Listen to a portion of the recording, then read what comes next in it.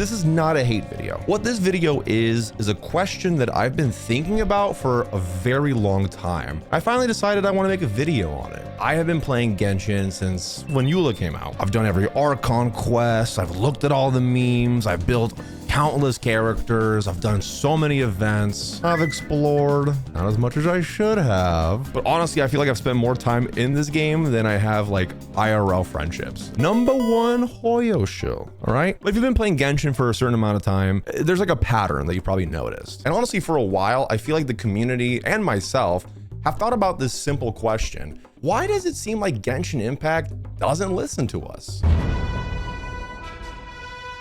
Genshin isn't just a video game. Genshin is a live service anime casino wearing an open world RPG costume. And I truly say that with love. But that does mean that every decision that Hoyo makes has to balance two things. How do we make players happy? And how do we make players want to keep logging in and potentially spending money? Because remember, Hoyo's a business, not your friend. You think that Snezhnaya train is free, or Aether's gun, or Alhaitham's butt job? Okay, that sounded a lot better in my head than out loud. Anyway, let's just keep moving on. And look, sometimes the two things work very well together. A new region comes out, players are happy, and Hoyo makes money, making them happy. But sometimes these goals kind of fight each other. Players want more pulls, which I'm there with you, trust me. But Hoyo wants us to buy more pulls because, again, money. Players want a new character to feel very strong and usable at C0 versus C2. But Hoyo wants the constellations and the weapons to feel tempting. Players want old characters to get buffs, which we have been getting recently. But also, on the flip side, Hoyo wants the new characters to be sellable. And that's where a lot of the tension comes into play. It's more that Genshin has its own, like, very specific design philosophy, and the community has been fighting that philosophy since launch. So, let's go back in time. When Genshin first launched in 2020, everybody was obsessed. The game was gorgeous, the exploration was magical. People were climbing mountains just to get a chest, cooking food, or drowning because they ran out of stamina. The good old days. But then players reached Endgame, and, well, by Endgame I mean, congrats, now you can spend 12 minutes using your resin and, well, go log off, I guess. Now this was before my time, but original resin was like the first main frustration from the community. People just wanted to keep playing the game. Like, they wanted to farm more artifacts and build their characters and fight more bosses. And at the time, for some viewers here, you might not even know this, MiHoYo, yeah, it used to be MiHoYo, like that SpongeBob character. MiHoy, MiHoy. Anyway, yeah, MiHoYo, God, I haven't said that in a long time. They did respond, kind of. They increased the resin cap from 120 to,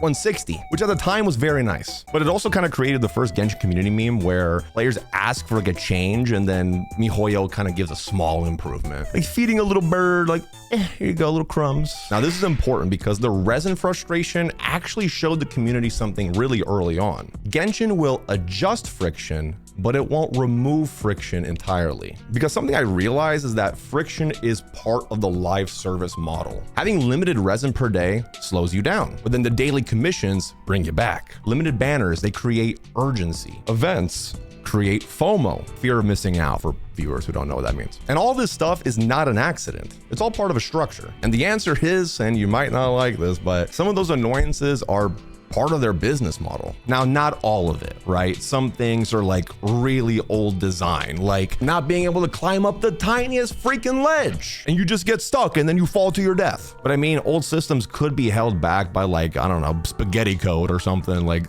their original code for the game is just like paper clips and string and they can't really fix it. Or maybe mobile UI limitations, I don't know. But I do believe, and hold on, let me get my, probably should just wear this the entire video, huh? My tinfoil hat. Yeah, I have one. I think Hoyo just does a lot of it on purpose. Our time starts at November 2020. Patch 1.1 drops. Zhongli, the Geo Archon, the man with the biggest pillar in all of Teyvat. Ooh, finally becomes playable. People have been waiting for him for so long. Bro's voice makes me feel things. That wasn't in the script, I just said that. And then people pulled him, and well, he just wasn't it, bro. His shield apparently was bad. His damage was bad. His synergy was bad. And yes, he's a 5-star, but he kind of just felt more of like an NPC that happened to just be playable and found themselves on the banner. And the backlash was pretty big. Like even the Chinese community was insanely frustrated. And that actually does matter because Hoyo is a Chinese company. So when their domestic community gets really angry, it's harder to ignore. And that's when their ears kind of perk up. Like, yeah, we just dropped real life Primo gems and money on this dude. Like bro can't even beat up a Hilichurl. They do be kind of scary though, I ain't gonna lie. And Hoyo's response was pretty much just saying skill issue, honestly. I'm paraphrasing, but that was the energy. But then something incredible happened. Okay, they actually buffed him. In 1.3, they reworked Zhongli and his entire kit, HP scaling shields, 20% resistance shred. And at that moment, they literally created the strongest support in that game at the time. Bro went from, this is my biggest regret ever, to, oh my God, everyone needs this guy. And people realize, whoa, the system works. Okay, feedback actually matters. We are heard. We have been seen. We would never be listened to again. Fast forward to March 2023. Dehya comes out. Dehya is the Sumeru mercenary captain. She's got a 12-pack, she's beautiful. Her trailer is one of my favorite trailers, honestly. That metal music, head banger, baby. But in the end, her kit literally couldn't even beat up a level 70 slime. A slime, yeah. The thing you kill in the tutorial, yeah, a 5-star couldn't do that. I know I'm over exaggerating, but she was not good. And of course, everyone went to Twitter and launched a new campaign. Hashtag fix Dehya. Globally, Korea, Japan, China, all around the world, Mr. Worldwide. The whole planet was asking for the Zhongli treatment. Hey, if you did it once, do it again. Please, save her, save her. She's my wife, probably someone said. And Hoyo's response, Dehya didn't get buffed. She's still the way she is. So Zhongli got rescued, but Dehya got abandoned. So what was the difference? That moment with Zhongli actually wasn't normal. And it was honestly kind of a perfect storm. He's already more important than a lot of other characters. Something that I thought about is that he also represents Leeway, which is heavily inspired by China. And also the game was young enough where Genshin felt more pressure to, appease the audiences. We thought we learned that if a character is bad, we complain and Hoyo will listen. And then Hoyo learned, never let this happen again. All right, so before we continue with the video, I just want to say a huge thank you to today's sponsor, Raycon. This is actually one of those products that I didn't think I would care about until I started using them. These are the Raycon bone conduction headphones, and instead of going in your ears, they sit right here and send sound through vibrations. So your ears stay open, but you can still hear your music or your podcast clearly. I've been using these a lot when I'm walking or even just running errands because I can listen to something and still hear what's going on around me. Traffic, people, I'm not completely zoned out. And honestly, that's the biggest difference. It feels way safer and just more natural than normal headphones. They're also super lightweight. They don't slip at all, and the battery lasts up to 13 hours, so I basically don't even think about charging them. The bone conduction headphones are the perfect addition to your fitness routine. Plus, they're waterproof and dustproof, so gym, rain, the Sahara Desert, whatever, it does not matter. And Raycon in general is known for giving you that premium quality without the insane price tag. They've got over 3 million customers and a 30-day happiness guarantee. I use mine pretty much every day now, especially when I want to just listen to something without completely disconnecting from everything around me. So if you want to check them out, there's a link in my description below. Go to buyraycon.com/DoroBC to get 15% off your order. You're welcome. Anyways, thank you to Raycon for sponsoring today's video. Let's get back to it. Genshin has been very, very careful about changes that they make to a character after release. They'll fix bugs, they'll fix descriptions, they'll change and improve systems around characters, but a direct buff, kind of rare. Because here's the thing, and I thought about this when I was writing this. Once players believe characters can be changed, every banner becomes like a war zone, honestly. And trust me, Hoyo don't want that. Now let's talk about another controversy that Genshin went through. Oh, it's so good. Now, I know I'm taking you around everywhere, okay? But trust me, when I wrote this script, it made sense in my head, all right? We're going back now in time. I'm like Doc and Marty in the DeLorean. September 2021. The first Genshin Impact anniversary. This was hype, bro. The game had crossed like $2 billion on mobile alone, by the way, on cell phone, mobile only. That's crazy. Dude, $2 billion? Players expected big rewards, which logically makes sense. You know, in gacha games, anniversaries are a big deal. We're literally celebrating the game, and an anniversary is a perfect time to thank the player. Hey, thank you for playing our game, and thank you for giving us money if you did, and talking about our game and liking our game. You know, it's a huge deal. You give people free stuff so that they feel appreciated, and then they go and spend money immediately because, let's be honest, gacha players have no survival instincts whatsoever. But when the time came, you know, like the whole community was like buzzing. Like, what are they gonna do for their big celebration? You know, like, oh my God, this is the first anniversary. It's been a global success. And they announced, let me see what my script here says when I research this. A web event where 10% of players win a $5 Welkin Moon and the other 90% get 100,000 Mora. An iPhone raffle with 3 total winners across millions of players. Cosplay contest where the prize was AirPods, and an art submission contest, and in-game basically nothing. That was it. That was the anniversary.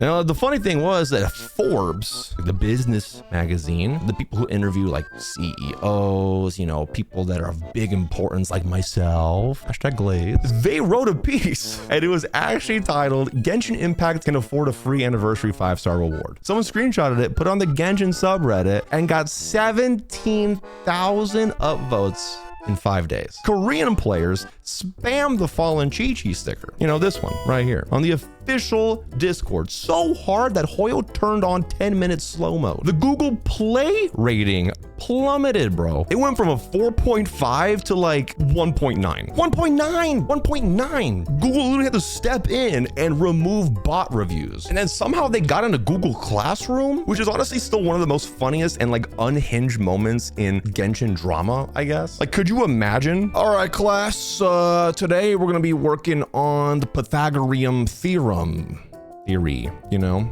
math and stuff. Yeah, hi, Primo Gems? This is the classroom. What does Hoyo do? You might be asking. For over a week, nothing. PR move, I guess. But then they sent 4 in-game mails, adding up to 1,600 Primo Gems, a 10 pull, plus a glider. This is the funny thing, and when I was researching for this video, apparently, I gotta sit down for this one, bro. That glider was already leaked before this happened, and it was already on schedule to like come out, and apparently it was gonna cost money. But then they were just like, you know what, let's just like put it in here. So it wasn't like they made new compensation. They just like rewrapped a glider that was coming anyway and called it an apology. It's kind of like your girlfriend or boyfriend, right? Like forgetting your birthday and then giving you a Christmas present in October and being like, see, I do care, babe, you know? Players notice that when controversy gets big enough, Genshin moves. But again, I think Hoyo actually learned a different lesson this time than what we think. They realized that rewards are very dangerous territory, and gacha players will literally rip your throat out if they don't get more Primo Gems. You give too little, players will riot. But if you give too much, then players are gonna expect that or more every year. So now it feels like Genshin's very controlled with their rewards. It's definitely better than the first anniversary, but you know, it always could be more. That does bring me into my next topic, and that's the, you know,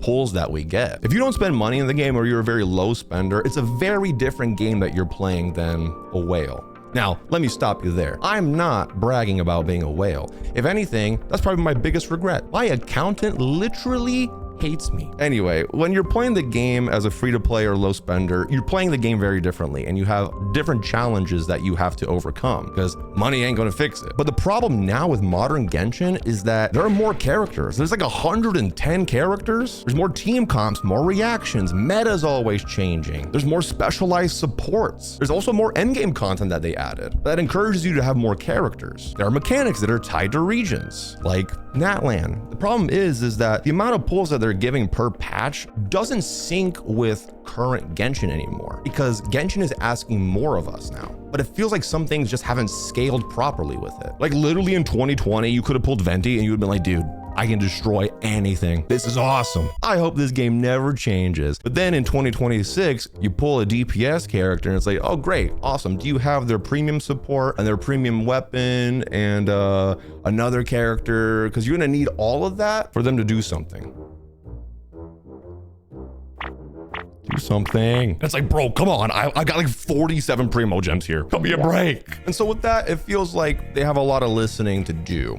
But I was just talking about Endgame, and that's going to be my next point actually, because for a long time, players were asking for new Endgame modes that were tougher and more challenging, and something besides Spiral Abyss, more challenges to use their built characters on, you know? Because it felt like for a long time that Genshin had this cycle where like new character comes out, you pull character, you spend your time and your resin building character, leveling their talents and their weapons and all that, and optimizing their builds, and the hardest enemy that you had to fight was not having a skip button and hearing Paimon talk way too much. But jumping ahead a little bit to the 2nd anniversary, we're bracing for impact. Surely they learned, right? Surely after the disaster last year, they go big and we get 20 free wishes, a pet crane, and some ascension mats. So that's about it. And according to my research, a website called The Gamer, they had an article and it was literally titled, "The Community Collectively Shrugs."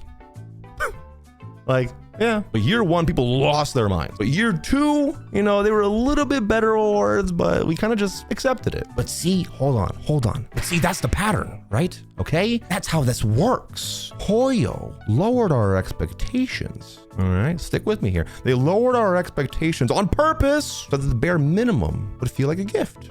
Makes sense, right? We got trained like a dog and it worked. We accepted it. And just to prove that that wasn't just a fluke, when 4.4 Lantern Rite came out, it's around January 2024, I think, it had worse rewards than past Lantern Rites. And Billy, the Chinese YouTube, by the way, review bombed Genshin Chinese accounts and their follower count started dropping. I think they lost over 1 million. I think I actually made a video on that. So now buckle up because we're about to hit the boss level of Hoyo's not listening.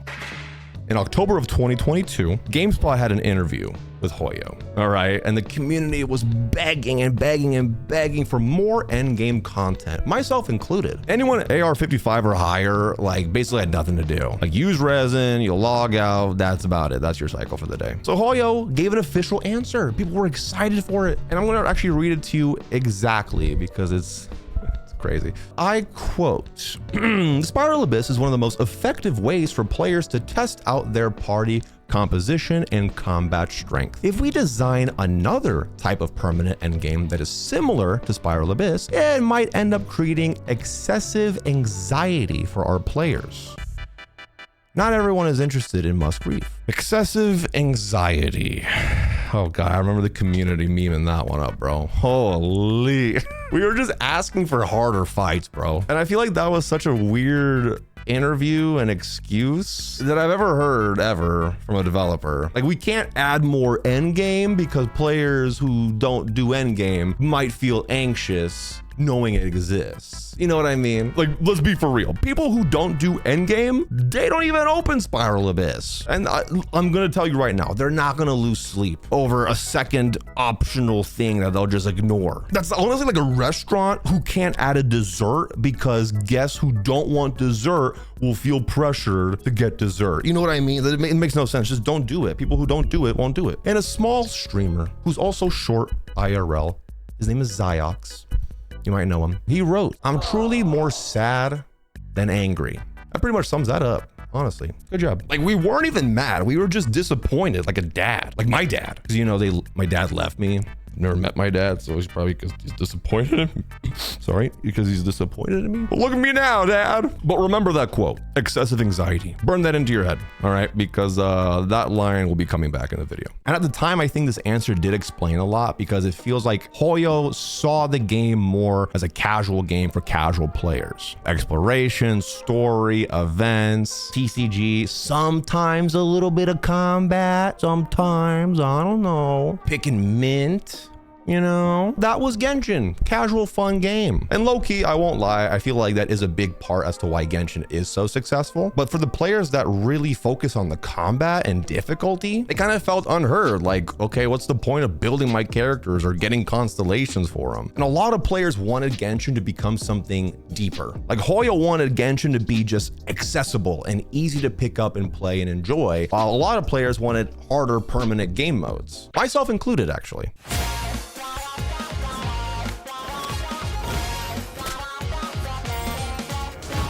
Now we're gonna go over this way to December of 2023. Hoyoverse drops their new game, Honkai Star Rail. They give every player a free doctor ratio. This guy that throws, that throws chalk at you? Dude, stop, man. God, I've always hated him. A free 5-star just in your inbox, and he's good. And I remember this because the Genshin community lost their minds, bro. At that time, we were asking for something like that for like 3 years, and it's the same company, probably the same building, different teams, sure, but the same company with the same wallet, same budget, same Dawei, unless he has clones.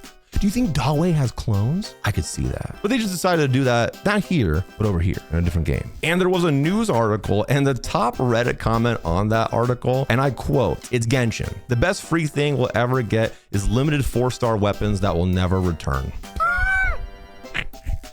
Oh my God, it's so true. I feel like even to this day, bro. And that's it. That's the moment we all figured out the truth. Hoyoverse can be generous. They just chose for 3 full years to not be with Genshin. And you might probably already know this or what I'm about to say, but Genshin didn't have a big competitor. Star Rail launched into, you know, the turn-based market, which actually had rivals within it. So Hoyo had to be generous to keep HSR alive. But Genshin, I mean, where are you gonna go? Wuthering Waves wasn't out yet. We were trapped, and so they honestly just didn't bother. And that's not a story about Hoyo not caring, okay? That's a story about Hoyo being very good at strategy. And that really reinforced the rule where Zhongli was not a rule, it was an exception. That's probably one of the most frustrating parts of the community, because when players know something can happen once, they'll always ask, why can't it happen again? Why buff Zhongli but not Dehya? Why add all these little quality of life changes when you're not adding the ones we're actually asking for? And I'm gonna get my chair for this one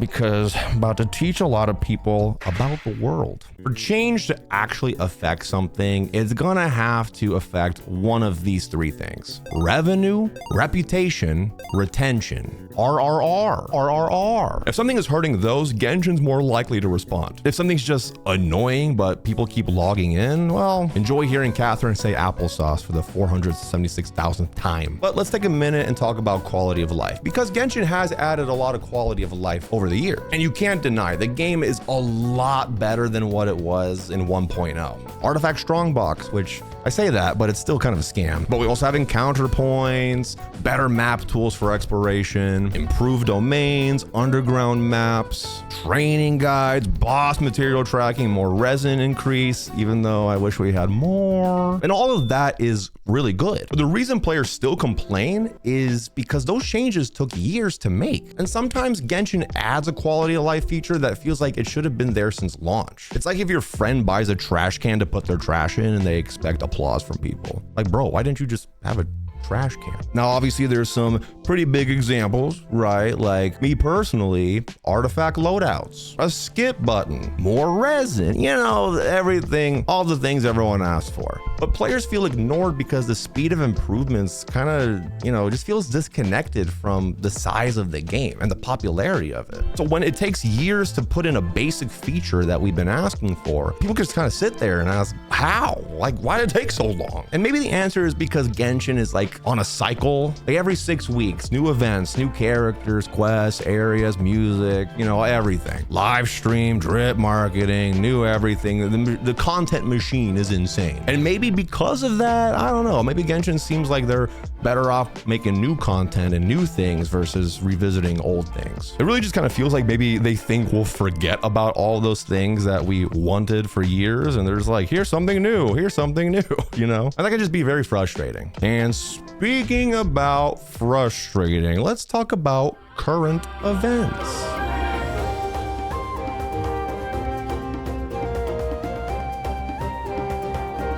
Now we fast forward to July of 2024. Natlan gets revealed.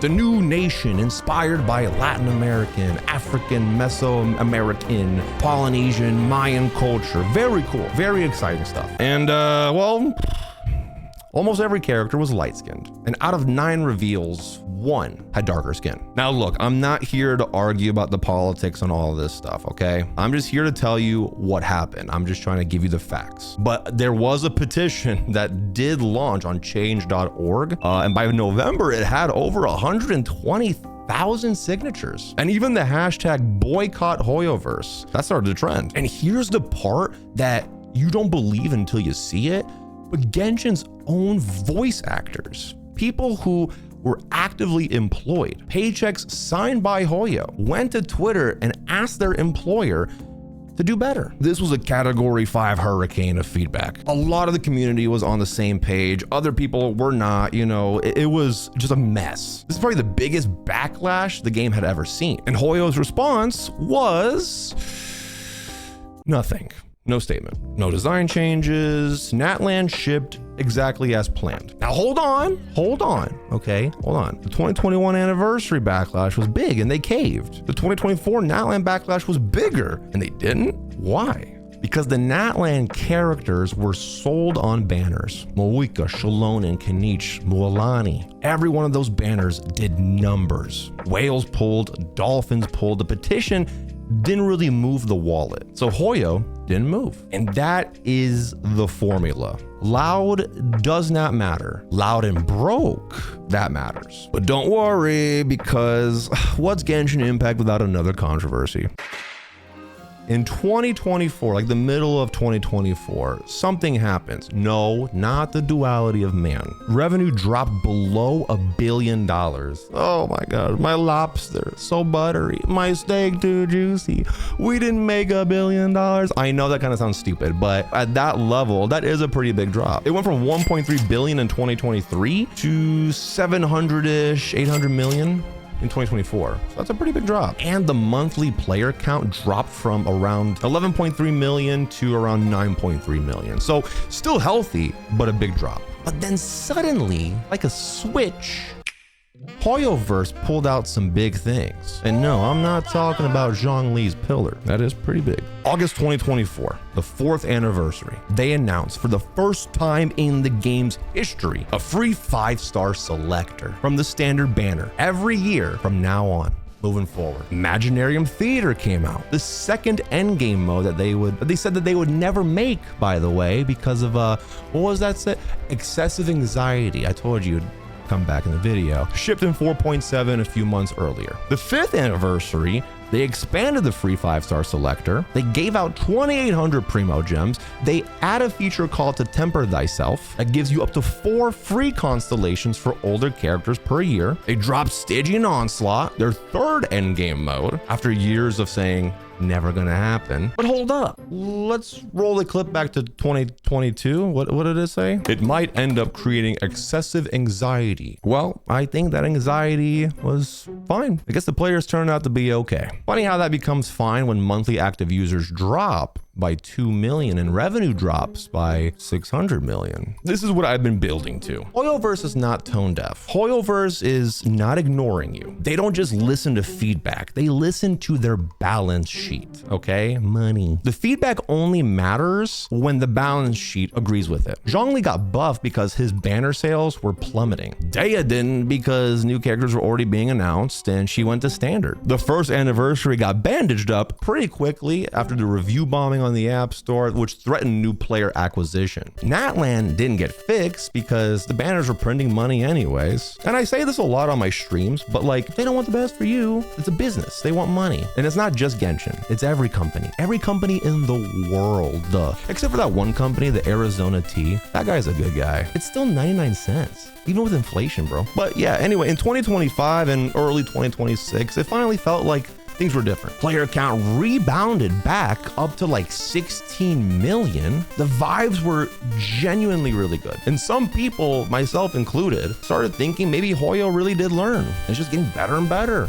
Well, about that. This week, literally as I'm filming this video right now, it is May 14th. Players are review bombing Genshin and Hoyoverse's actual offices on Google Maps. Yeah, Google Maps, not the App Store, the office, like the building where they sit and make the game. But here's what happened, okay? Version 6.6 is coming and it has multiple highly anticipated characters, right? And players did the math, and they've been doing the math because Gacha players can't read, but we're good at math. And the patch gives somewhere between 60 to 65 pulls, which is not enough to guarantee a single limited 5-star character, let alone get you to soft pity if you're starting at 0. If we expand upon that and look at the bigger picture here, yeah, I'm using my brain. I'm on my Adderall today, guys, okay? My 3 brain cells have quadrupled to 8. That's math for you. But if you zoom out of it, it's not just give us more Primos. It's Genshin is asking more from us as this game grows, but it's not giving me enough resources to keep up. That's honestly the real issue. And I felt this way for, oh man, a while. I talk about it on my stream a lot. Twitch.tv/Doro44. If you're not watching me live, what are you doing?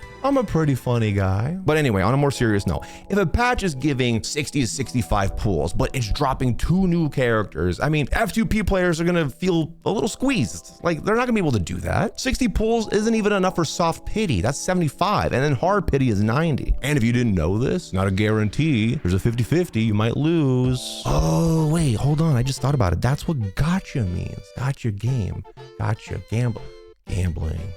Oh, that makes sense. But that's only the half of it, right? Because the bigger problem is honestly the new lunar reactions. The lunar reactions is the new meta. Lunar charge, lunar bloom, crystallize, these reactions are the new strongest damage in the game. And the supports that enable them, like Columbina, Inefa, Flynn's, they're almost all premium 5-stars. So if you're F2P, you're being asked to pull 5-star DPS and 5-star supports to just keep up in today's game. And it's called the wheelchair comp, right? Where a character really needs other characters to really be good. Every pull starts to really matter in a patch that only gives you 60 pulls. And the math just doesn't work anymore. The game has changed where it feels like the rewards that we get have not scaled with the amount of things that are in the game. I've been saying this for a while. The 4-star support era, you know, Bennett, Xiangling, Sing Cho, that era where like the national team could carry you in most like situations, well,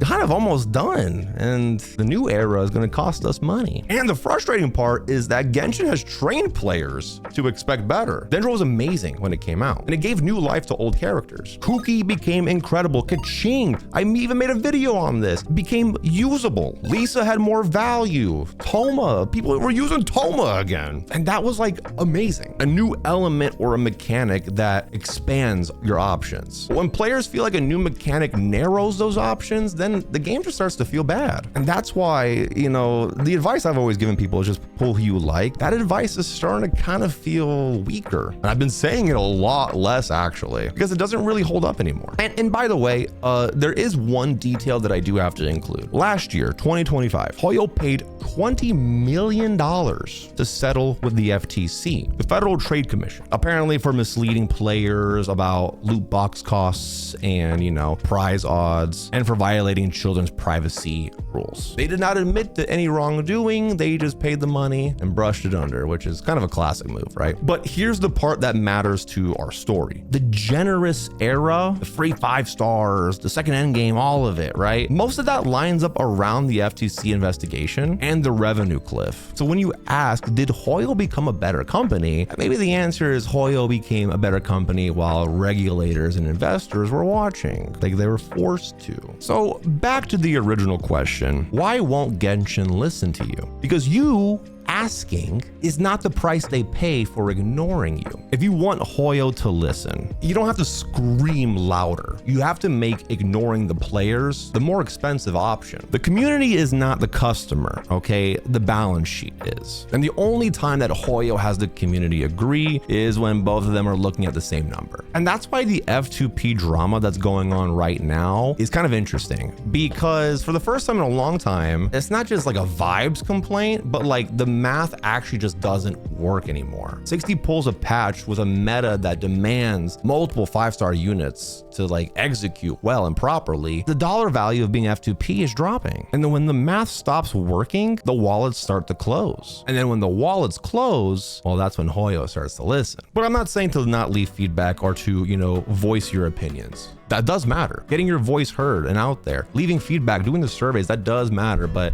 again, at the end of the day, money. That's what matters. Now, this is not a video, right, where I'm trying to be like, we need to revolt and stop spending money. You know, in a perfect world, if we all wanted to change, every single one of us, myself included, stop paying money. But there's a whole casual side to Genshin that they don't get on Twitter, they don't get on Reddit, they don't watch YouTube videos that probably spend money and we don't know about it. Once they see that number drop a lot, that's when movement starts to go up. But yeah, that's my rant. That's my like deep dive into Genshin not listening. And I'm not trying to call out Hoyo. I think every company at the end of the day does that, especially in a capitalistic society. I don't know. This is a new type of video. I want to hear your opinions, your thoughts. Let me know in the comments down below with the points that you agree with, what you disagree with. Be respectful to one another in the comments as well. Let me know if you like this type of video where I kind of take a topic or a question that I've been thinking about for a while and kind of deep dive into it. Hope you enjoyed the video, and I wish you the best of luck on your pulls for Nicole and or Lowen. And I'll catch you guys at the next one.